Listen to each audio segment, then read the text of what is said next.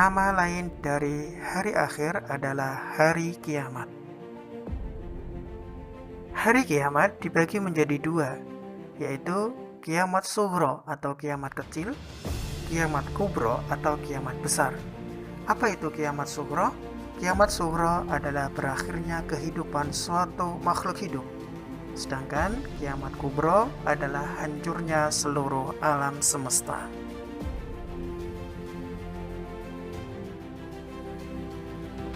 Anak yang soleh dan solehah, inilah beberapa contoh dari kiamat kecil.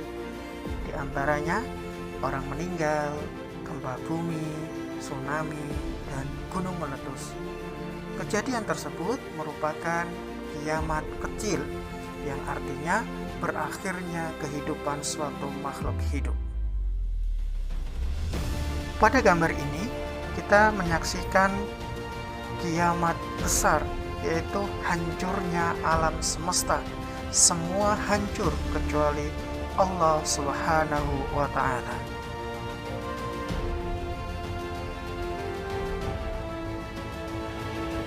A'udzu billahi minasy syaithanir rajim. Bismillahirrahmanirrahim.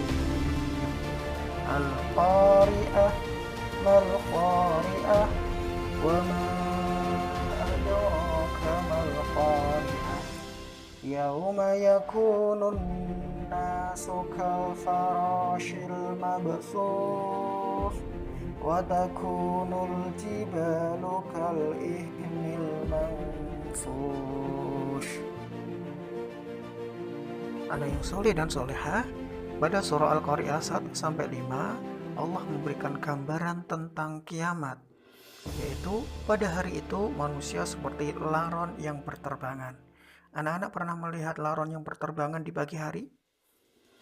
Ya, tentu anak-anak pernah melihat ya, yakni manusia menyebar dan terpisah-pisah, pulang dan pergi karena mereka bingung terhadap kejadian di hari itu dan seolah-olah adalah laron yang berterbangan.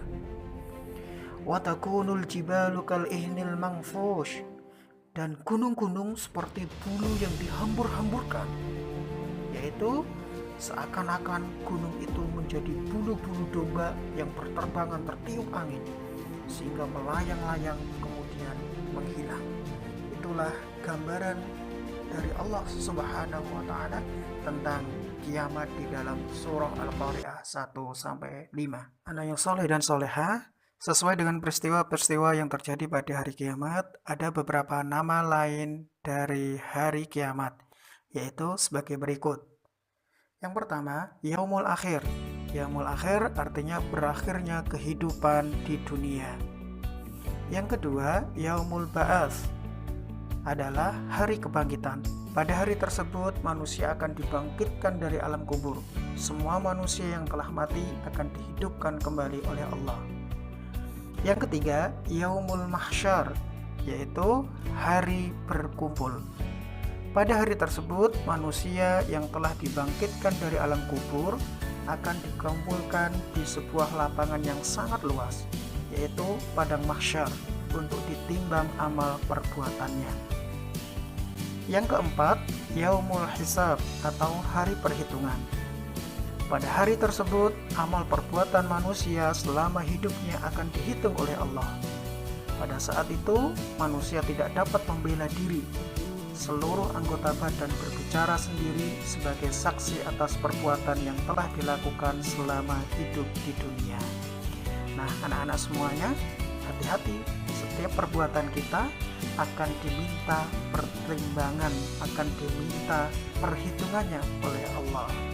Tangan kita akan berbicara, kaki kita akan berbicara, mata kita akan berbicara sebagai saksi selama hidup di dunia. Yang kelima, Yaumul Mizan atau hari penimbangan amal. Jika amal kebaikannya lebih banyak, akan dimasukkan oleh Allah ke dalam syurga. Begitu sebaliknya, jika amal kebaikannya lebih sedikit, maka akan masuk ke dalam neraka. Yang terakhir adalah Yaumul Jaza atau hari pembalasan. Pada hari tersebut manusia akan mendapatkan balasan sesuai dengan amal perbuatannya selama hidup di dunia.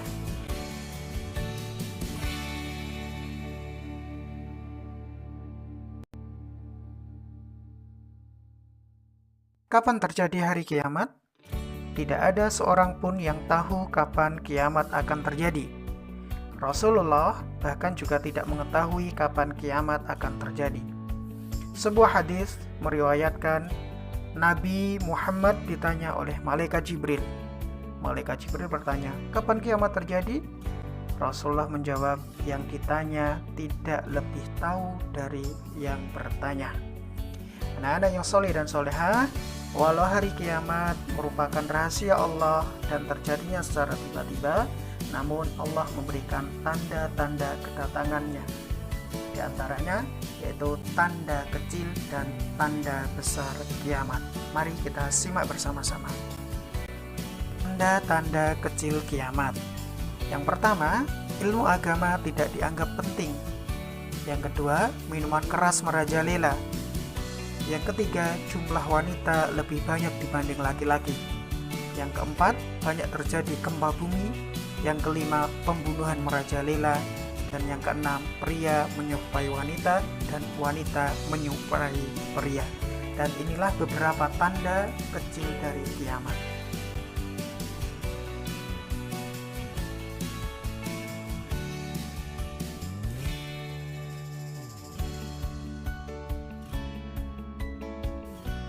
Ada pula tanda-tanda besar kiamat. Artinya, kalau tanda-tanda ini sudah ada, maka kiamat akan semakin lebih dekat. Yang pertama, matahari terbit dari barat. Yang kedua, munculnya binatang yang bisa berbicara. Yang ketiga, adanya Ya'juj Ma'juj. Yang keempat, lahirnya Dajjal. Yang kelima, adanya Imam Mahdi.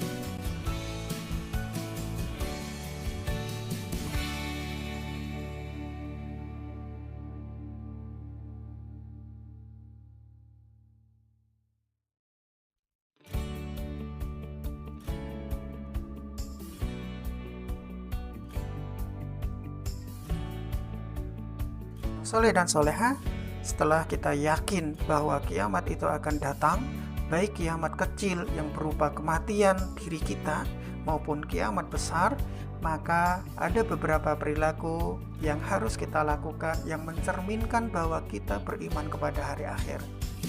Yang pertama, anak-anak melaksanakan sholat fardu karena itu adalah perintah Allah Subhanahu wa Ta'ala.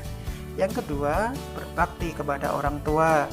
Jangan membantah perintahnya, membantunya. Ya, itu bagian dari berbakti kepada orang tua. Yang ketiga, rajin membaca Al-Quran. Yang keempat, menyayangi makhluk Allah. Yang kelima, berbagi dengan sesama. Yang keenam, bersemangat untuk menuntut ilmu. Itulah beberapa perilaku yang mencerminkan kita beriman kepada hari kiamat. Tentu masih ada perilaku-perilaku yang baik, bagian dari keimanan kita kepada hari kiamat.